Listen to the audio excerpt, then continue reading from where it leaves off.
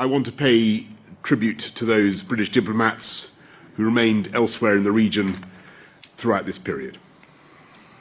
The United Kingdom and our allies will not watch passively as Putin carries on this onslaught. And what I think we've seen here in New Delhi is one of the world's oldest democracies and the world's largest democracy sticking together and confronting our shared anxieties about autocracies and autocratic coercion around the world, and acting together to make our countries safer and more prosperous.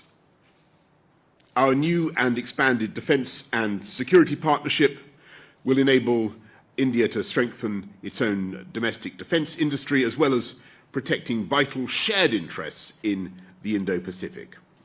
Our collaboration on energy security, including our new offer on offshore wind, the new UK-India hydrogen science and innovation hub, and our joint work on solar power, will help to reduce our collective dependence on imported hydrocarbons in favour of cheaper and more sustainable homegrown renewables. And our global innovation partnership will help transfer climate and energy smart innovations to developing countries around the wider Indo-Pacific. As we deepen the partnership between our countries, we won't just make our people safer, we'll make them more prosperous as well, creating new jobs, driving up wages and driving down prices for consumers, all of which helps with the cost of living.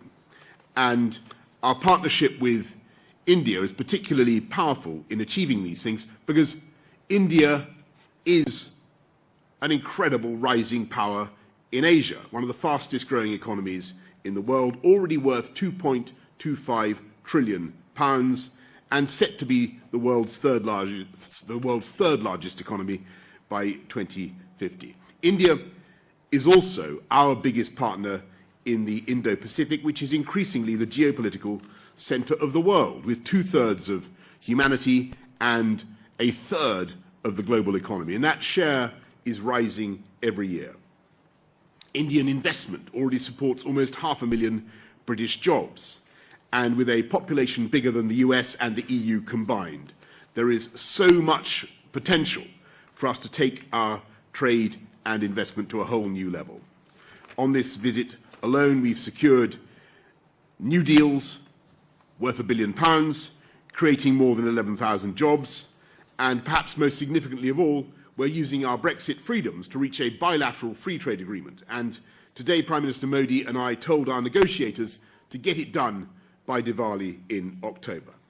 This could double our trade and investment by the end of the decade, driving down prices for consumers and increasing wages across the UK by as much as £3 billion. So what we're getting on with here is delivering on the priorities of the British people, but also deepening a friendship with a nation with whom we have profound ties of language, culture and kinship, while making both our countries safer and our economies stronger. We're going to take a few questions from the media, and we have, I'm going to go first to some UK journalists and then to some of our Indian colleagues. So first of all, can I go to Ben Wright of the BBC? Thank you, Prime Minister. In your discussions about Ukraine, did you ask Prime Minister Modi to use his influence in Moscow to put pressure on Russia? And did you get any sense that he would do that? And on trade, you said there'll be a free trade agreement with India by Diwali.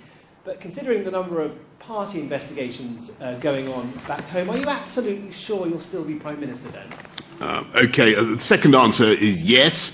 But on the on your point about Ukraine and the Indian perspective, look, I mean, I think you have to recognise that the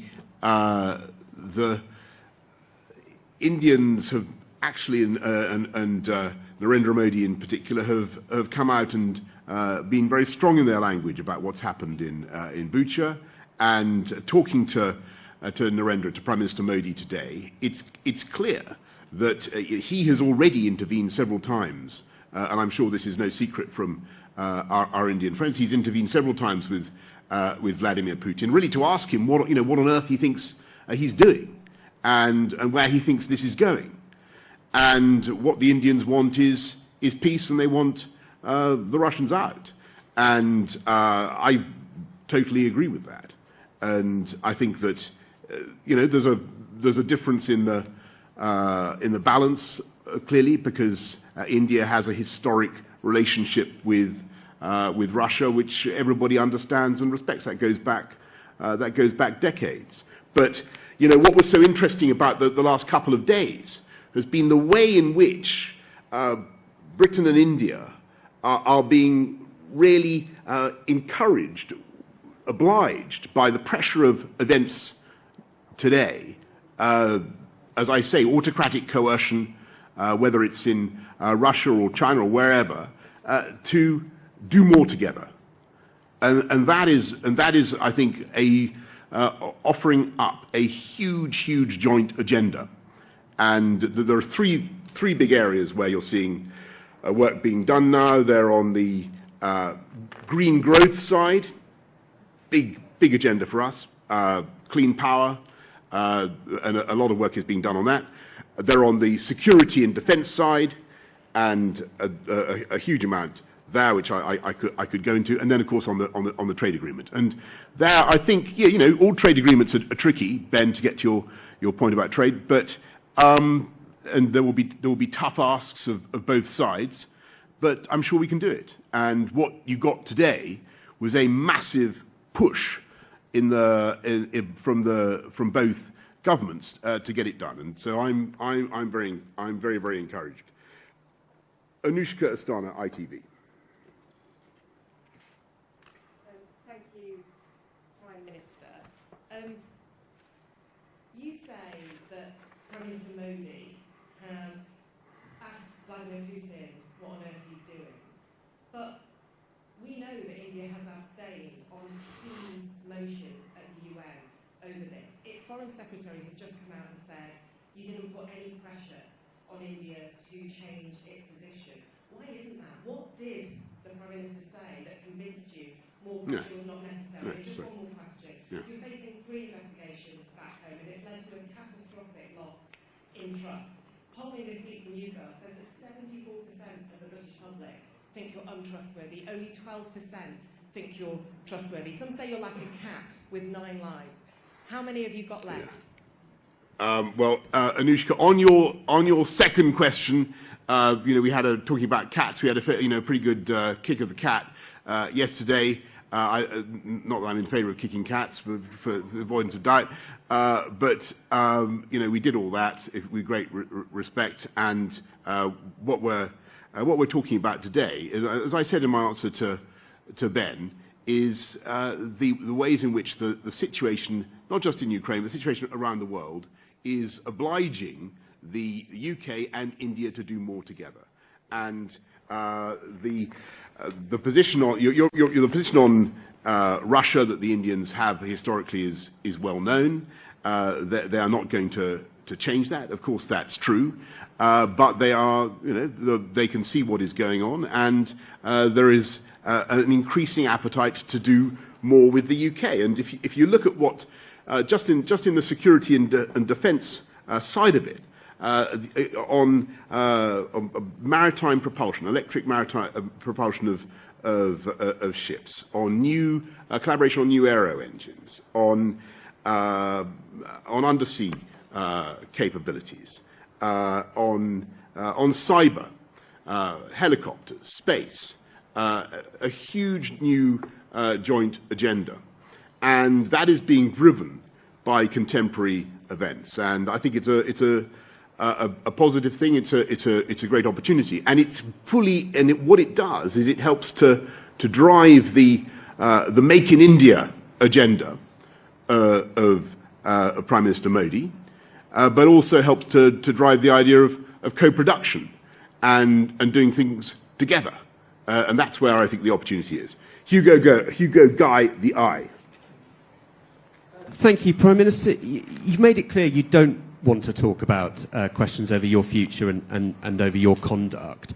But it's also clear that voters are interested in this. Polls have repeatedly showed that voters are deeply concerned about Downing Street parties and about your position. What's your message to the British public? Are they wrong to care about these things?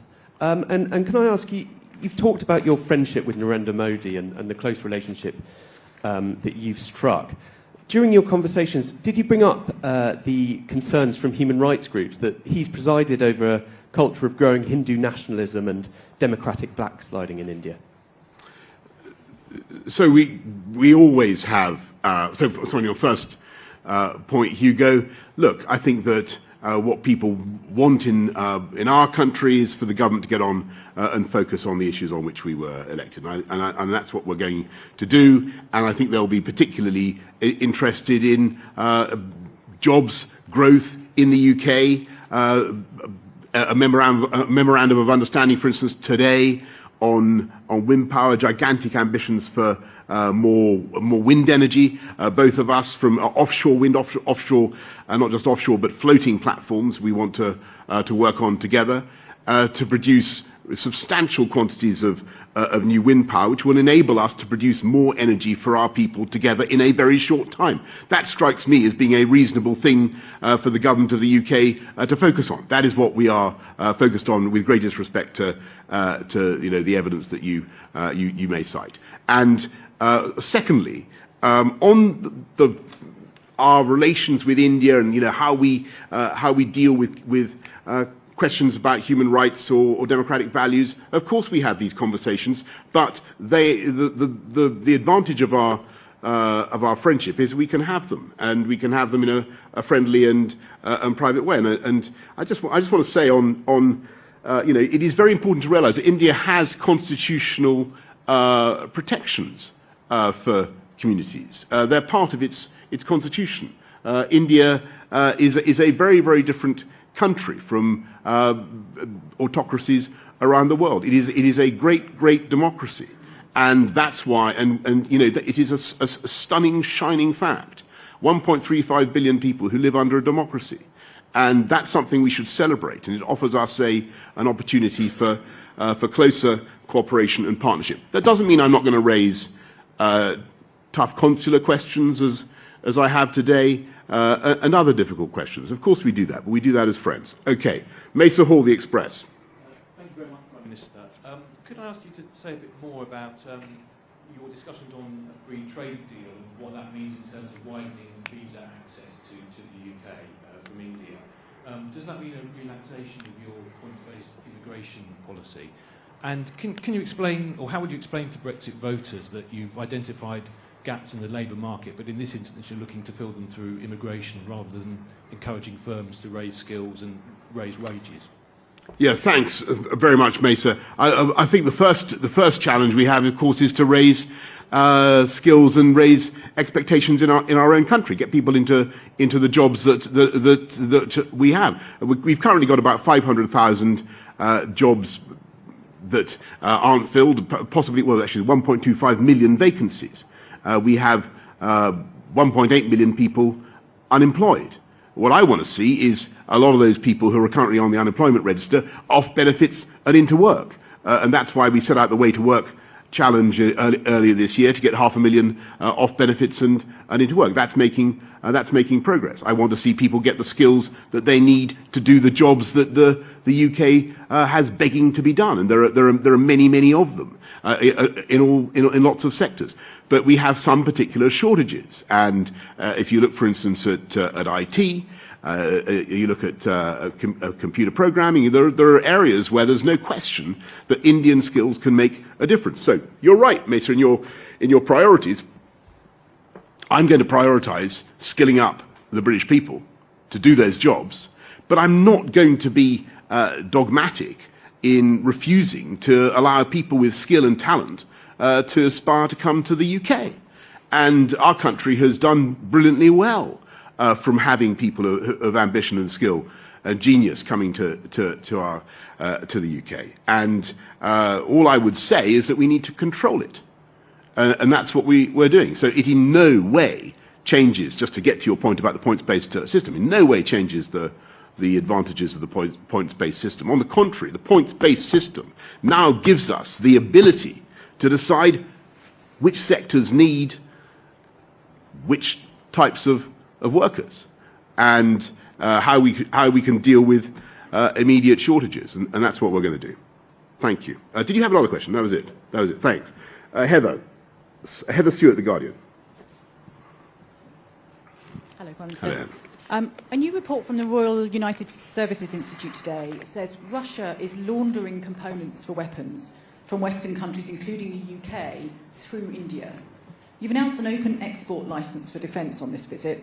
How will you ensure nothing that we export to India ends up in Vladimir Putin's hands? And second one, if I may, are you going to pass legislation allowing the government to suspend aspects of the Northern Ireland Protocol?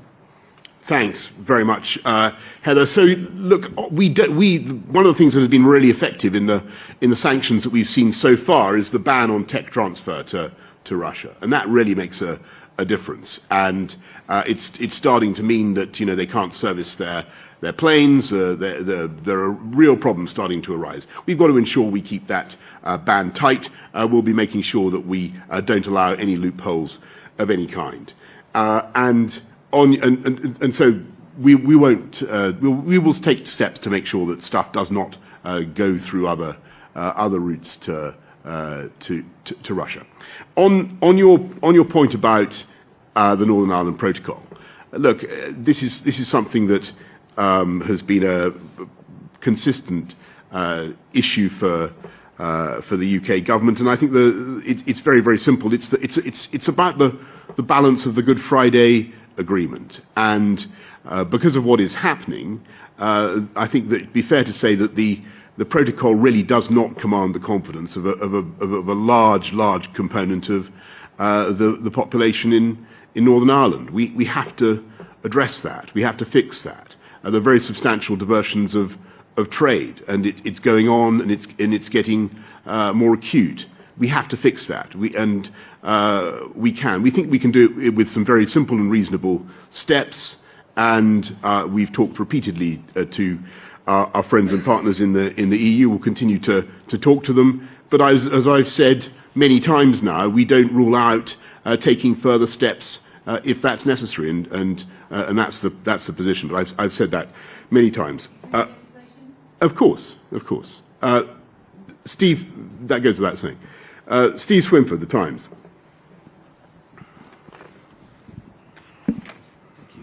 Prime Minister, Western intelligence officials briefed us yesterday that the war in Ukraine could continue until the end of next year, and they said bluntly that Russia could win. That is a scenario that's possible. Do you accept that assessment, particularly that time frame? And secondly, you're reopening our embassy in Kiev. Can we expect regular visits by you and other ministers in coming months? So, Steve, yes. I mean, look, I think the sad thing is that that is a realistic possibility. Yeah, of course. Putin has a huge army.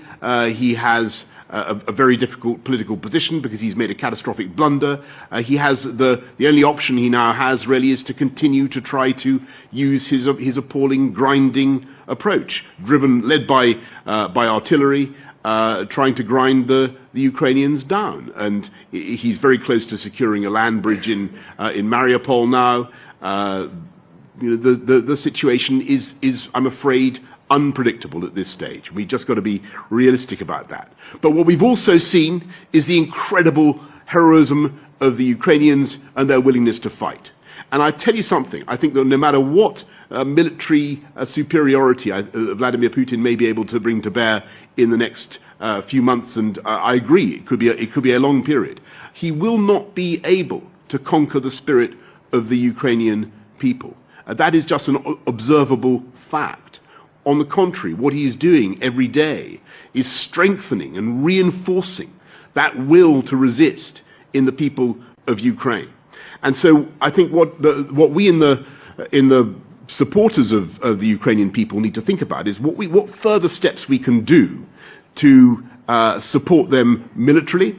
And you know about what we're doing with the artillery that we're sending, the shells that we're sending, both NATO standard and Warsaw Pact, a former Warsaw Pact standard. You know about the armoured cars, 150 armoured cars.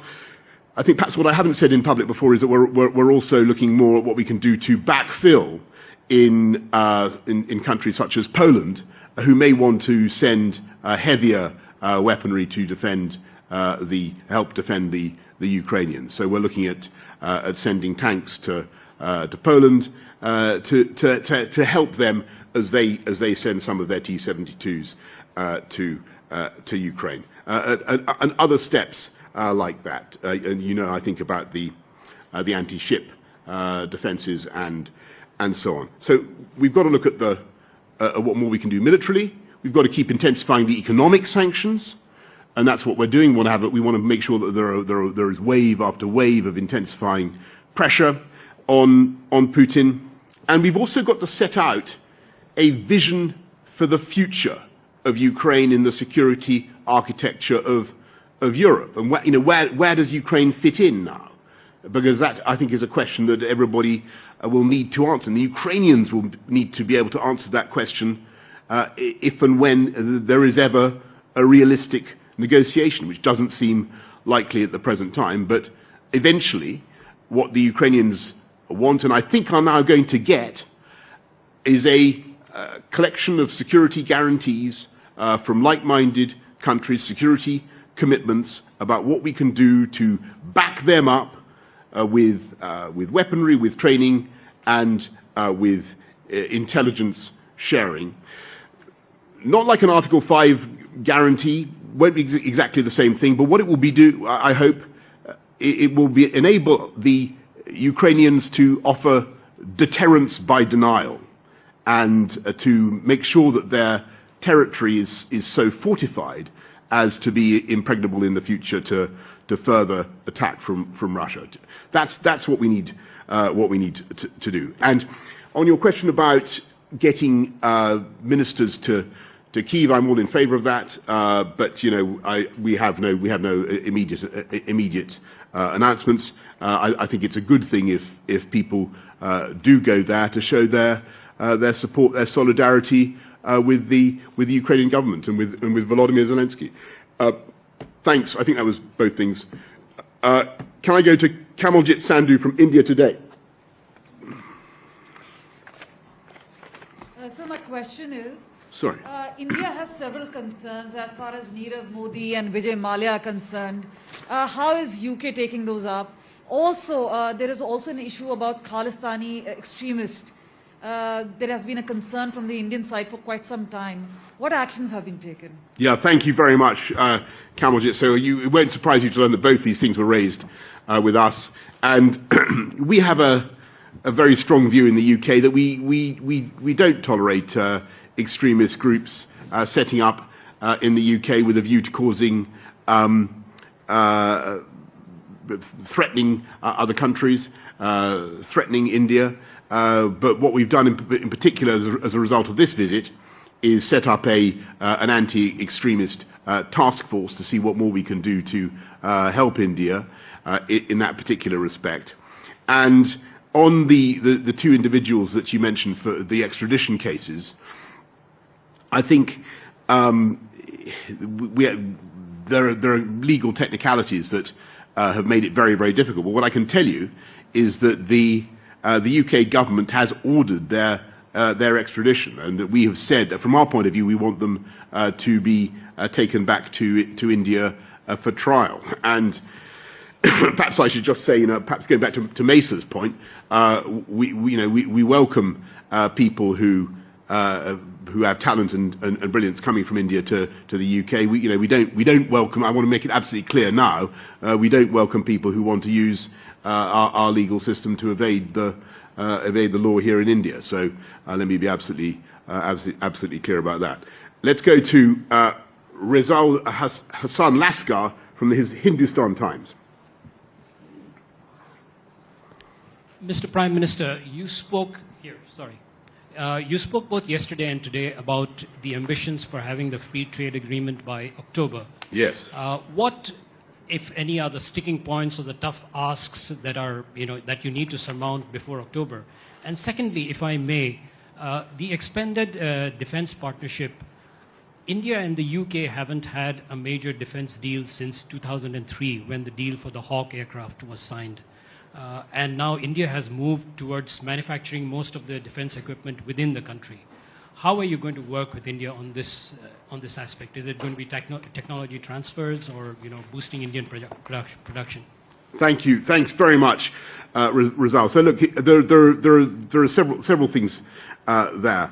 First of all, the free trade deal. I think there are going to be some difficult issues. Tariffs, tariffs on whiskey is a tough one. It would be a great thing, I think, if we could fix that. But there are all sorts of things that need to be addressed. I think, but there are big opportunities, and we can get it done. And the firm message has gone out from our friends to make progress. And so I'm optimistic. And on your point about defence and how that's going to work. Look, you're entirely right. What we've agreed is that there has to be a focus on a company-to-company basis. And so when we look at some of these projects that I've described, whether it's electric propulsion for ships or new aero engines for fighters or undersea technology or whatever it happens to be, what we're going to do is make sure that we bring our companies together. And there are some great companies in India. But that we have an approach of co-production, joint development, and doing it that way. So it satisfies the Make in India objective, but also works in terms of technology transfer. And what we agreed at this meeting is that our national security advisors, our defence ministers, our foreign ministers will now get together in a rolling programme so that we make progress on this within a year. But there is a big agenda of work already underway. So that's it, folks. I think I have now addressed my budget of questions. I just want to remind you, in case you'd forgotten, the key statistics and takeouts from this wonderful mission and visit to India, £1 billion of investment in the UK, 11,000 jobs. I hope that hasn't escaped you. How many times have I said that? An MOU on wind, green hydrogen, working together on solar energy, cooperation on small modular reactors, the whole security and defence partnership that we've just discussed, new partnerships with universities and new partnerships on medicine, including new work on malaria vaccines to follow up on the groundbreaking work that the UK and India did, for instance, over the Oxford AstraZeneca vaccine, of which I am personally the beneficiary. I don't know how many others are in this room. Thank you all very much. See you soon. Thank you.